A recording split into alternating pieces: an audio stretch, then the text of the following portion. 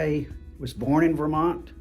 Many of my ancestors were, and I grew up in Vermont, and I still live in Vermont. Vermont is one of the most rural states in the nation. Small towns are in every Vermonter's blood and in their system.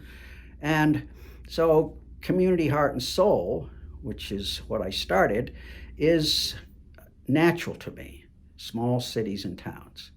My family business is the Vermont Country Store. We're not a huge business. We're not an Amazon. We're not even an LL Bean, but we're a nice family business. My parents, Weston and Mildred Orton, started the Vermont Country Store in 1946 as a mail order catalog, which it still is, along with, of course, a website, and we have 2 stores. My first job, though, was not in the store. It was in the accounting department. Well, my mother was the bookkeeper. After high school, she went to something called Rutland Business College in Rutland, Vermont. Fabulous school. She learned everything about business and bookkeeping and all that stuff. So my father, lucky him, had her to take care of the books and also take care of the money and make sure it got to the bank instead of buying a car or something, which he liked to do. And so at dinner time, there was always conversations about things going on in the store and so on. So as a kid growing up in that atmosphere, and I worked in the store and finally got to where I could wait on trade, as they say. And we had old registers that didn't have, they weren't computerized. They didn't even punch anything in. We just threw the money in the drawer. Although we didn't throw it in, my mother insisted that it be face up and pointing to the left, because that way you'll make fewer mistakes. So everybody did that. I went off to Middlebury College, graduated from that in 1963. My roommate went into the Peace Corps.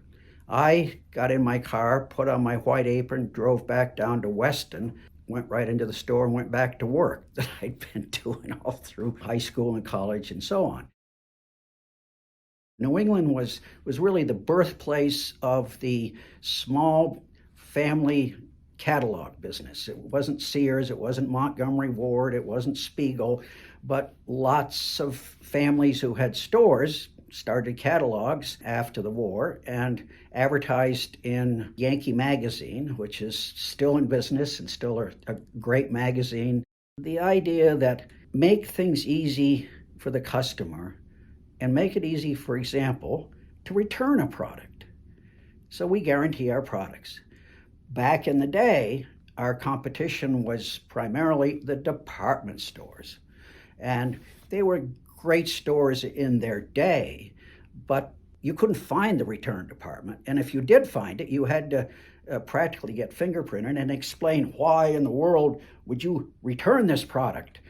That was the atmosphere. So in the mail order business, we said, hey, you don't like it, send it back and we'll refund your money. And what do you know? People turned around and spent the money buying something else and telling their friends. So that's the core philosophy of the Vermont Country Store and remains so.